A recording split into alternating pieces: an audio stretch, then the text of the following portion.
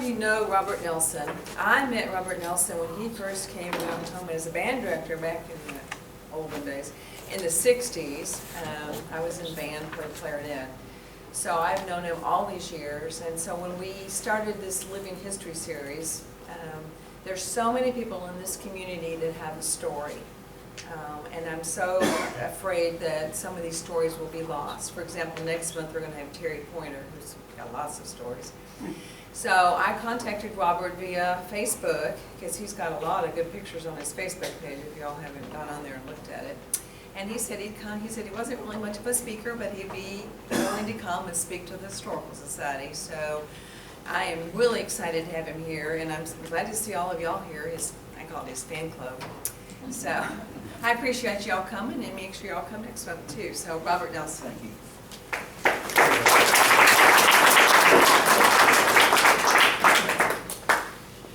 When I agreed to do this, I thought I've got all this stuff about Mountain Home that's going to be new and unique to the audience. Now, how many of y'all either never left Mountain Home or came back? Well, you know what I know. So this is going to be real short. And I'm going to read a lot, because if I get off track, there's no telling where this conversation will go. You can't go home again. You can't go home again. It was a novel by Thomas Wolfe.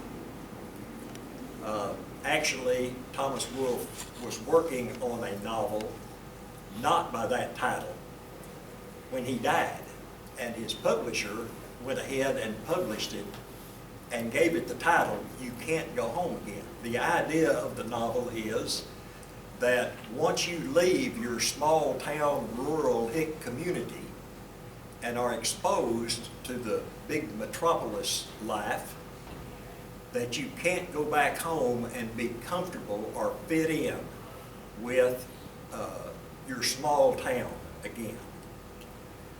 You can't relive your childhood.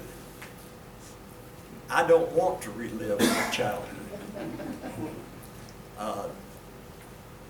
But I do want to be able to go walk the streets of this town and remember the memories of growing up here. And when I do that, I also get in my mind a picture of the people who helped make those possible. So most of this is going to be about my family.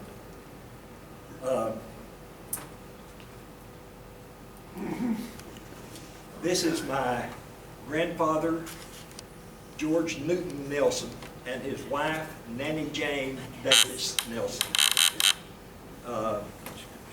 This is, well, we'll get that later. Their lives are very well documented in Mary Ann Messick's History of Baxter County Centennial Edition, along with some writings he did for the Baxter Bulletin, where he talked about his trip with his father from Tupelo, Mississippi to Beaufort immediately after the Civil War.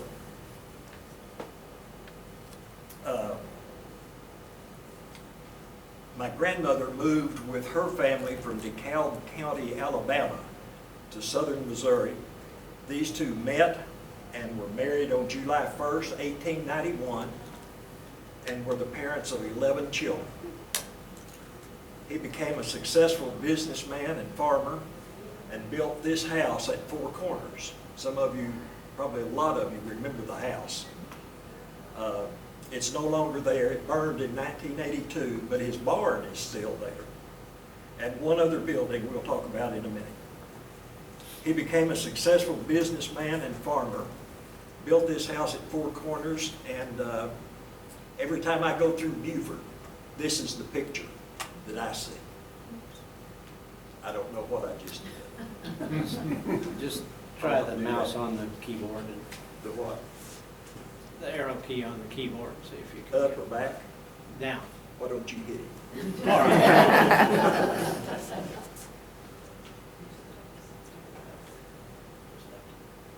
Move over here a little bit. This thing does get a little tricky. All technology, it's tricky when I'm Yeah. involved. Okay. These are the six oldest, thank you, six oldest Nelson children showing musical skills. From left is Gerald on the violin, Miss Jewel, for whom the Nelson Wilkes Elementary School is named. Faye served a term as county judge for Baxter County. Arthur and Walter.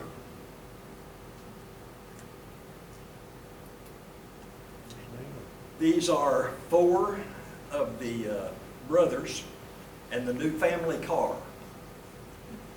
The young one on the fender is my dad.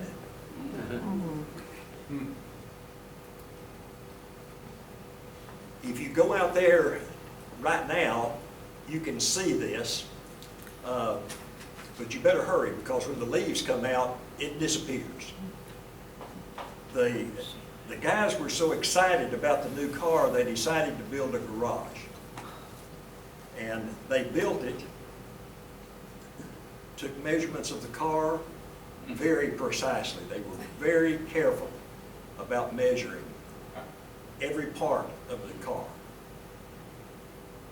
The problem arose when they drove the car into the garage for the first time. They had concentrated so hard on the car's measurements, they forgot to leave room in the garage to open the door. My dad said he was too little to have had a part in that. When they built the house at Four Corners, they operated a general store upstairs. They later built this building across the street from the house. Later, when Roy Danuser put together Mountain Village 1890 in Bull Shoals, the store was moved and is still at the village. This is one of our granddaughters, no, three of our granddaughters and one great-granddaughter taking a tour of their great-great-grandfather's store. When my grandfather never had a formal education. The only education he had was in his dad's store. And it was one of his biggest regrets. He wrote about it several times. Although he was a very successful farmer and merchant, he was determined that his children would have the best education available. So in 1920, he sold everything in Beaufort, all of his store, his holdings, and over 900 acres of land, and moved his family to Mountain Home. In 1921, he purchased this home, built by Dr. A.J. Brewer. It was located at 9th and Main Streets, where Shed's Furniture Store building was located. This painting was done by Charlene Blackburn at the request of my parents and presented to my parents on one of their wedding anniversaries, and it now sits on our mantle. The view of the house is from the rear, and this is the view I remember, because it's about where our driveway to the house we lived in started. My grandmother's flower garden would be in the left-hand corner down here. And I can still picture her in her sunbonnet out there every day weeding and taking care of her flowers. And we have several of her flowers in our yard now. This is my grandfather and grandmother with all 11 of their children. The boy in front with no shoes is my dad. The young lady seated between her parents is Imogene, who later married Dr. Jimmy Lowe. And Miss Jewel is in the back, second from the left.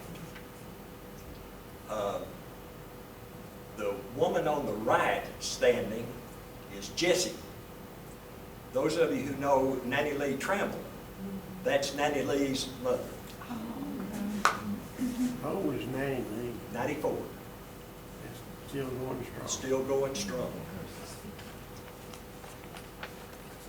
My grandfather operated, after the move to Mountain Home, he operated a truck line that ran between Mountain Home and West Plains, a cash store, served on the County Board of Education, and did a term as mayor of Mountain Home.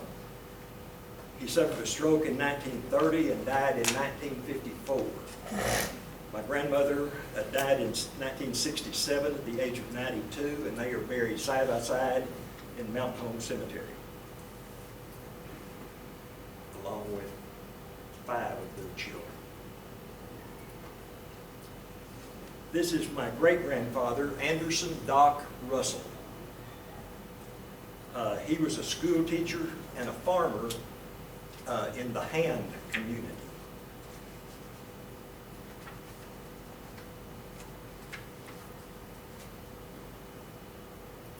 He met and married Jessie V. Hand of the Hand community, my great-grandmother. They had 3 children. With the construction of Norfolk Dam and the filling of the lake about to happen, they sold their place in Hand and moved to Mountain Home. The house in this picture sat at what is now Highway 62B and Russell Street. That's where Hardee's Restaurant sits.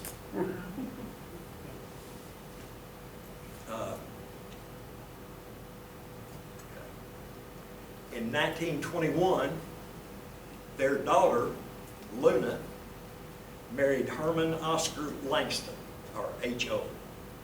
He was born in Pineville, not too far from Hand, before the lake was filled. It wasn't too far. Picture on the left is one of my favorite pictures of Grandpa Langston, because that's the kind of guy he was. Hard work.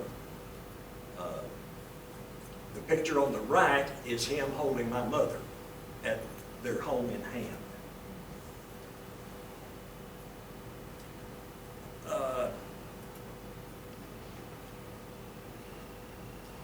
This is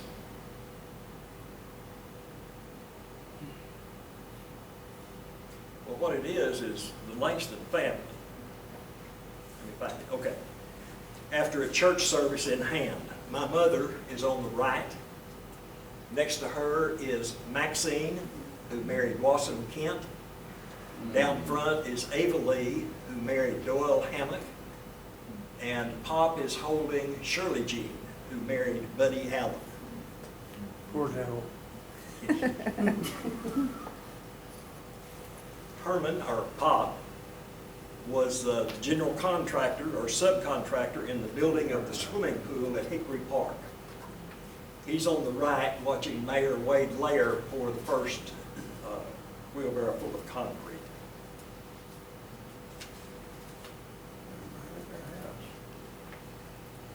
Churches have always been a very important part of Mountain Home's landscape. This is the first church I remember for a lot of reasons.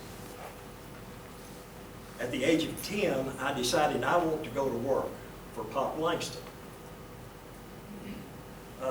So he took me on and assigned a job along with my older cousin, Russell Langston.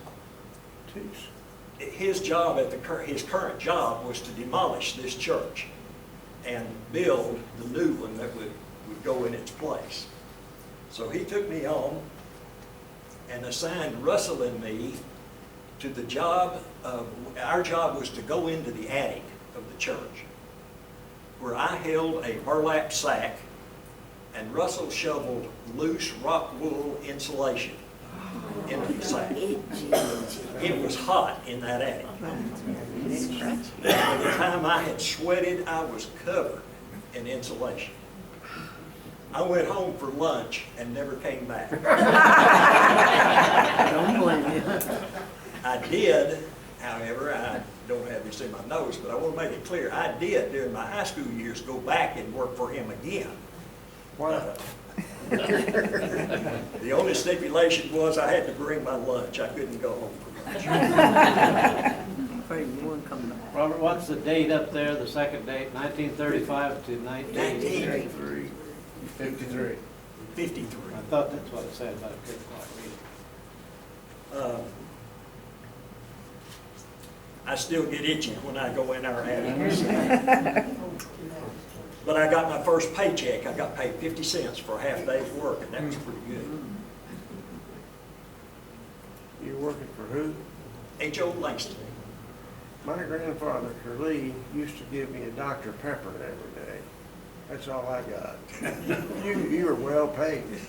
Now, this is the First Baptist Church I remember, right out behind my office. The old church did get demolished, and this one was, Pop and his crew finished this church. The Was that in dedication, the same location? No. I'm sorry? Was that in the same location? In the same location, yes, ma'am. Okay. Reverend D.W. Stark,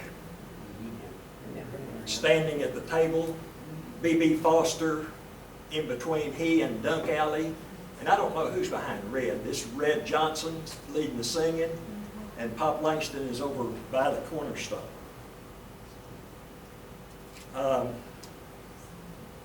Not long after the completion of the building, the White River Baptist Association held a revival there. In those days, when the church held a revival, large crowds came, regardless of denomination. People just came to hear the preacher. Everybody went to everybody else's Everybody went revivals. to everybody's church. Which brings me to a point. First Baptist Church is holding a revival. March 12 through 15, Sunday through Wednesday. And we would love to have any or all of you come. And you know, they used to last 2 weeks. They all lasted 2 weeks. That's before television. Good point. That's right. It was at one of those revival meetings that I stepped into the aisle and made my decision to accept Jesus Christ as my Savior. And it's still the most important decision I ever made in my life. I do about 6 blocks from there. Our house meal. The merging of the Nelson and Langston families happened on December 31st, 1940, when George Neal Nelson married Una Mae Langston. This picture was taken on their honeymoon trip to Branson, standing on the bridge over Lake Tamicola. They met while he was working at T.E. Robertson's grocery store, and she was waiting tables at a cafe on the west side of the square where he delivered groceries. One day after work, her ride home didn't show up. He offered to take her home. That's his history. In 1941, he was offered a chance to become a bookkeeper at People's Bank, and he accepted. And that's my favorite picture of my mother. Who was president of People's Bank at that time? I don't even know. I bet it was in Eastern League. Good day. Howard Fowler followed him. He was the first president was actually in the bank. But my grandfather was probably president. And your dad started working there. On December 31st, 1942, on their second wedding anniversary, they welcomed this beautiful baby boy into the family and named him Robert Neal.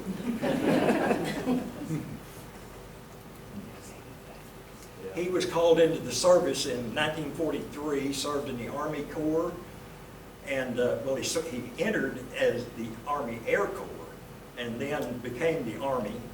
He stayed until 1946 when he returned home to resume his job at the bank. During his absence, his sister LaVon was allowed to fill his position until his return. She became the first female employee of People's Bank.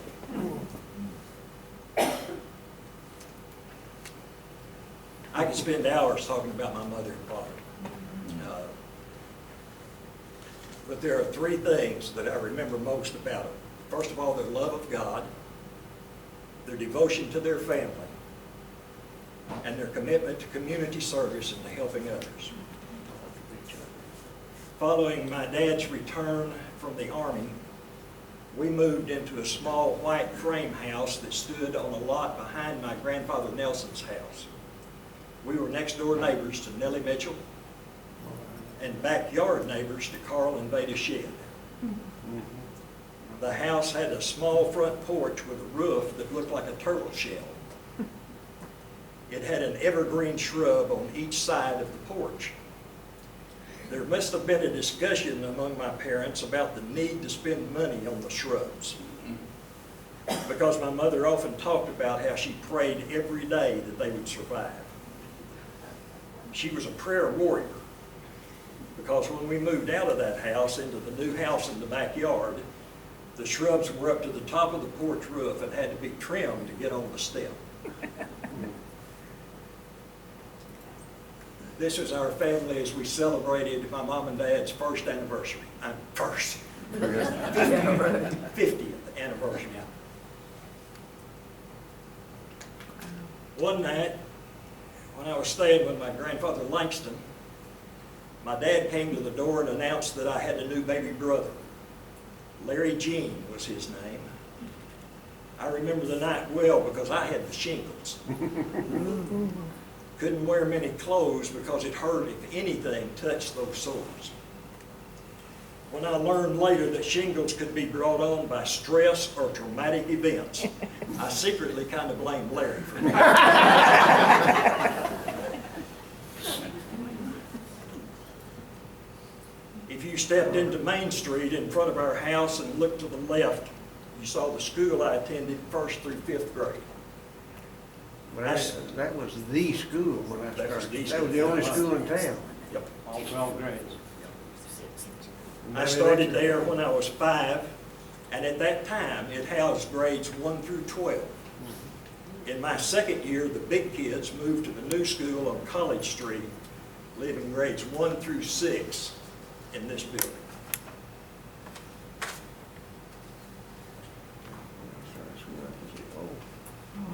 I remember the night the Baxter Theater opened.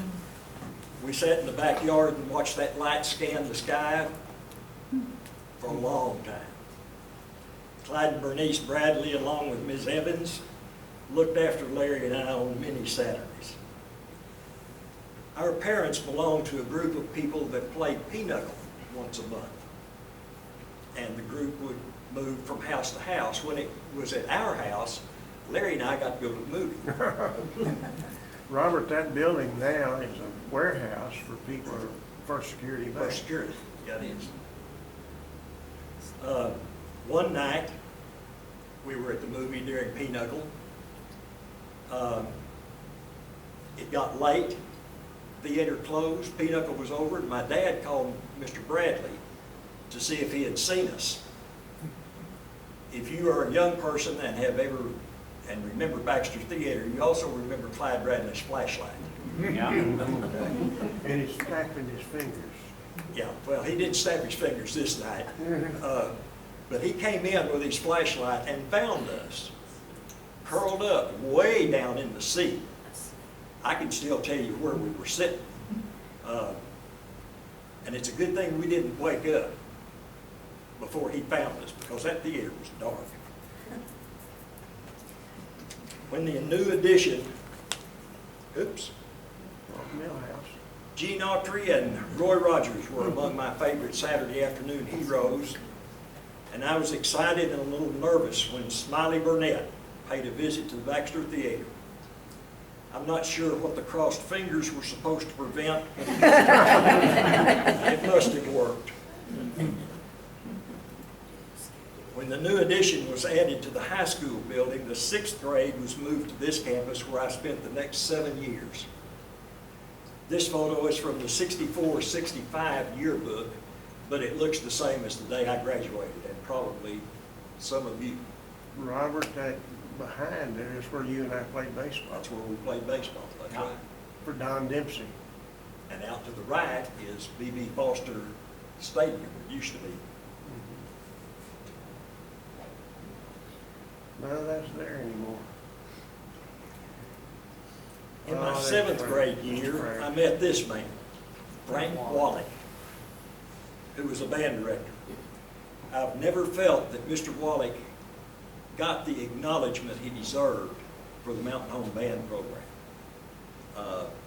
There were a lot of bands in Mountain Home, a lot of attempts at bands. There were Boy Scout bands. Carlisle Gregg had a drum and bugle corps. We were in it. There are several pictures, mostly in your archives, of town bands, and then small groups of children sitting on a school. But to be an official part of the school curriculum, Frank Wallach started. And he had been in Marlon Bailey's band. He could flat play. Yes, he could.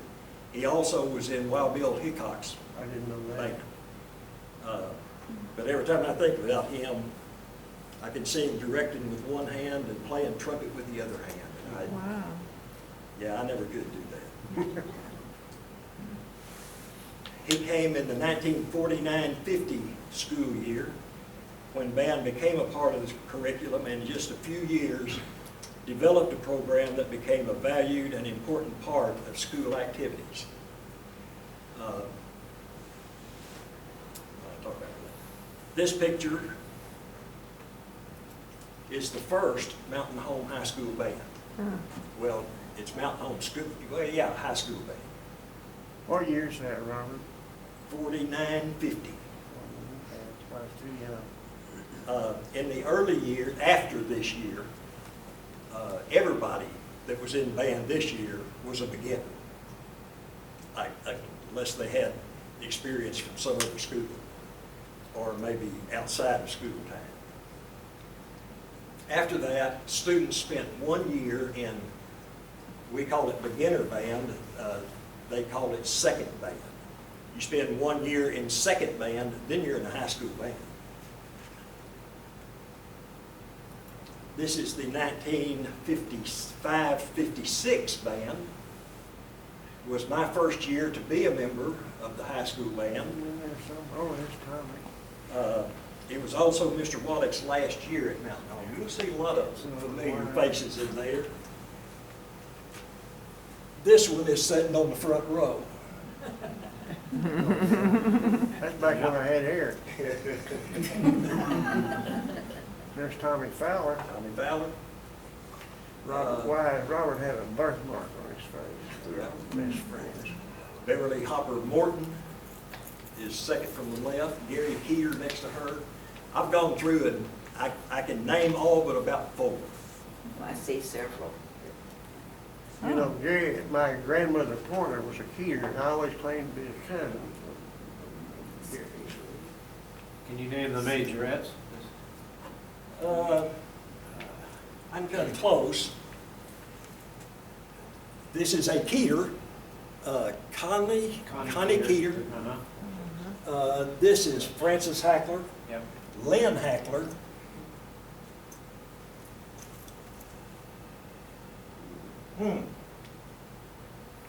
Yeah, I don't know if I can name that. This is Marilyn Benedict. Marilyn West Benedict, West, I'm sorry. Yes. yeah. My sister-in-law.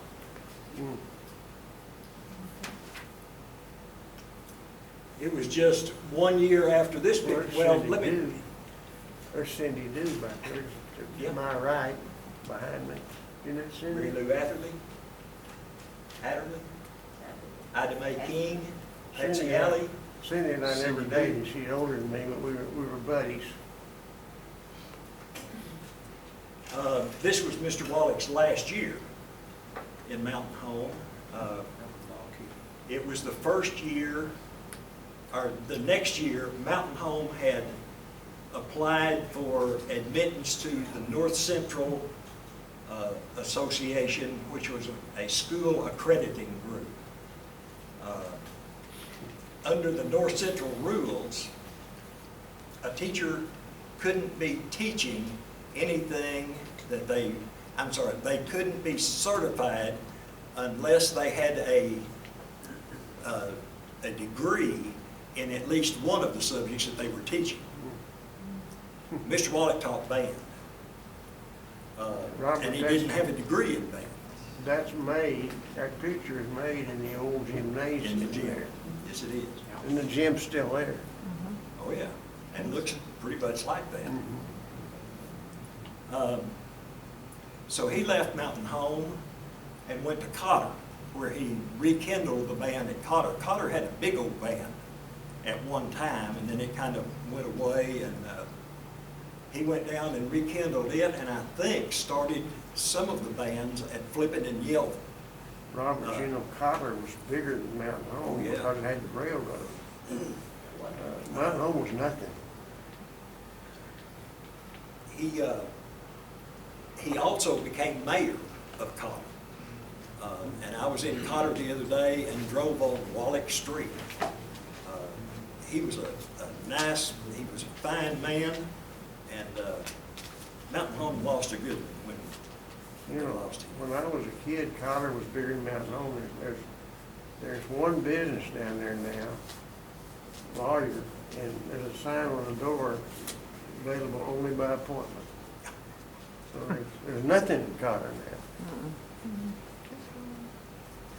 Okay, the same year, we moved in, nope. Oh, there it is. It's just about a year later that Larry and I were picked up from the Baxter Theater by our Aunt Shirley and told that we had a new brother. His name was Thomas Lee.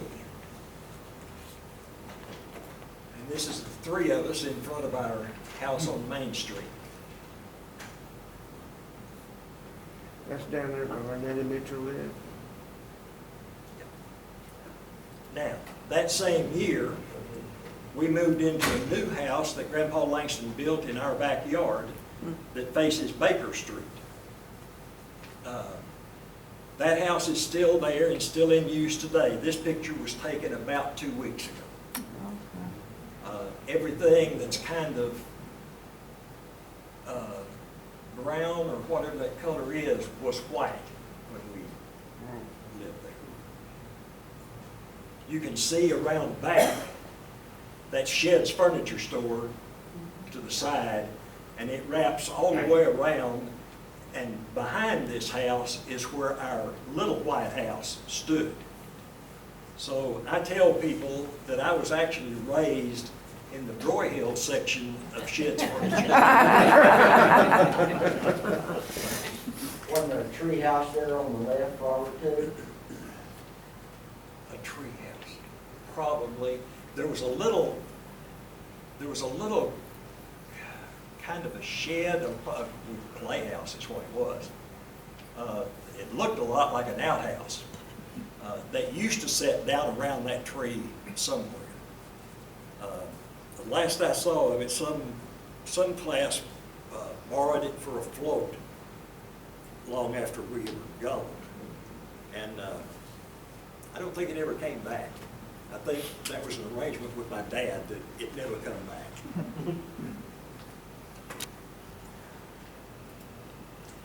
I graduated from Mountain Home High School in the class of 1960 and entered Arkansas Polytechnic College in Russellville as a music education major.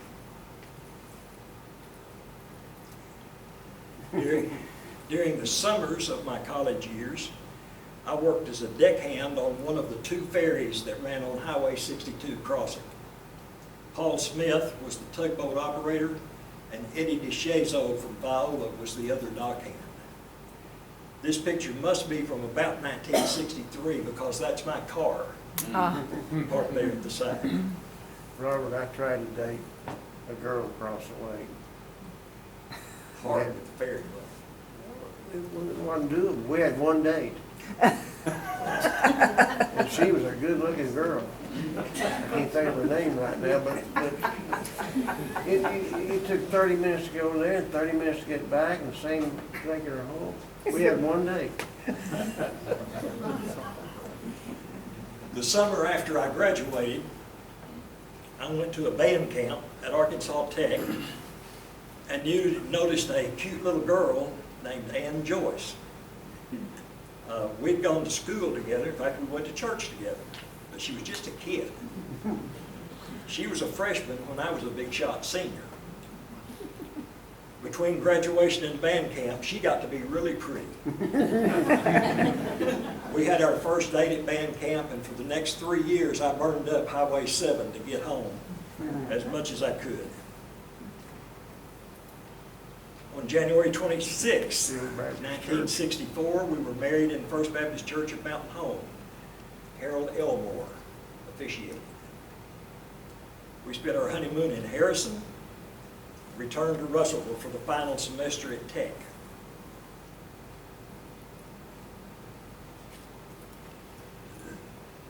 Following my graduation from Tech, we moved to Searcy, Arkansas, where I had been hired as junior high band director. You need to trigger that again because. No, it's a blank right now. Forgot what I was going to say. Sorry.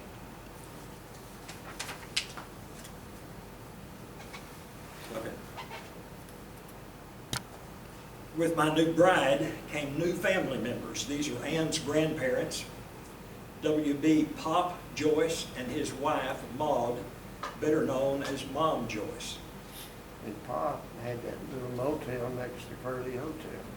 They moved here from Kansas City, and along with their son Brian, owned and operated the 101 boat dock at Genealogical. They later moved to Mountain Home and operated the Cedar Grill Motel. Right Pop next- also served as mayor of Mountain Home. And the Dews operated the restaurant. I think that's right. These are Ann's parents, Brian and Margaret Joyce. Brian served in the Air Force as a navigator on a Mitchell B-17 bomber, remained in the Air Force Reserve, flying missions out of Memphis. His crew was on standby alert in the final days of the Cuban Missile Crisis. He worked for the Corps of Engineers until his retirement. Ann's mother, Margaret, was a registered nurse, worked at the first aid station during the construction of Bull Shoals Dam. She then went to work in the Salzman Clinic, and when it closed, she moved on to Baxter Regional Hospital. When she retired from the hospital, she became the school nurse for Mountain Home Public Schools until she retired again. We lived in Searcy 3 years, and it was good. It was enjoyable. Searcy's a nice town. It wasn't home, but it was a nice town, and it was certainly good for me to be there as a junior high director. I had a very good senior high director to work with, Jan Shaw, and I learned an awful lot that I couldn't have learned if I had just taken out on my own.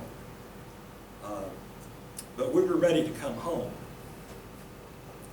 In fact, we were so ready that after my second year in Searcy, a job opened up down the road, and I applied. It's about 50 miles down the road. I didn't get it, and I am thankful today that I didn't. Because the next year, Gerald Reed, who was the band director in Mountain Home at the time, took the job at the newly opened McClellan High School in Little Rock. So he went to Little Rock, and I applied for the job in Mountain Home and got it. Things just work out. That's not really what I think, but that'll do. Wasn't your dad the president of the school board? Not at the time. No, as a matter of fact, Miss Democrat. He was on the school board. He served 14 years on the school board, most of it, or many of it, as president. And he was on the school board until the year before I came, when he resigned because he was going to be chairman of the county Democratic Party, and one of his opponents said that was a conflict of interest for him to be chairman of the Democratic Party and on the Mountain Home School Board. So he resigned from the school board. Robert, there's a story about your dad. It's probably apocryphal, but that he had a glass eye. Not that I know of. I know. But they said you could tell the glass eye because when he was president of the bank, he was the one with the compassion. Right? I know that's not a true story, but it makes a great story. I heard some great stories, and this is not on my notes at all. At my dad's funeral, of course, I've known him, you know, and knew what kind of man he was. But it was amazing at his funeral how many local businessmen came up and said, I never would have made it. Right. Never could have got started if your dad hadn't approved my loan. And loans back in those days were not made the same way they are today. You walked into the bank, you stated your case. If he liked it, he shook your hand and said, okay. And that was it. That was as good as anything they have on written paper today. And before him, my granddad made lots of Yeah. loans. Speaking. That's the way banking was done back then. The story about, the doctor that just retired up on 201 North, Abraham. Of course, he's not of American descent. Came into the bank, new to the community, and wanted a loan to open his clinic. And according to Dr. Abraham, he studied long and hard about how much money he would need and all the words he was going to say when he applied for the loan. And he walked in and made his presentation, and my dad said, okay. And your dad said you had me from hello. He said, Dr. Abraham was so excited that he got up and left. And he called my dad later and said, Mr. Nelson said, I forgot to tell you how much money I need. And Dad said, okay. And it was approved, and he just concluded a pretty successful career in Mountain Home. Okay, we were ready to come home, and we came. When I came home, the high school was still on College Street. And for about the first semester, we moved into this new campus. I can't remember, either during Thanksgiving vacation or Christmas.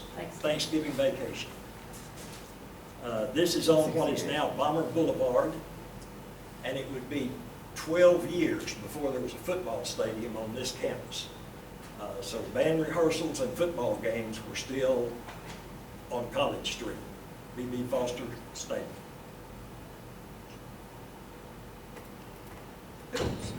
Oh, shit, I need to go back one. Just use the up arrow key. Oh, the up arrow. All right. I recognize that one. This one is the first Mountain Home band that I directed. With the move to the new campus, ninth graders, which had been included in the high school band, were left on College Street. Mountain Home became a 10 through 12 campus. So this band was unique in that there were no freshmen in it. There were no first-year students in it. It was a fun group. We learned a lot from each other. That's me on the second chair clarinet. Yes, it is. Second one in the first row. This band is notable because it includes two distinguished members, Jennifer Oliver Baker. Did I get that right? Olivier. Oliver. Nobody could pronounce That that was our either. conversation just about every day when she was in school. Yeah, nobody could How do pronounce you my name. pronounce that? And Mary Ann Edge Who worked for me. is right there. Marianne was good help. Take the saxophone. I don't know about that, but she was a good secretary. Never looked happy, but she was a good player. Hey, she carried that through in the office. I never saw her happy.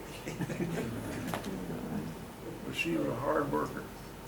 After 35 years in Mountain Home, this is the last band I directed. Cool.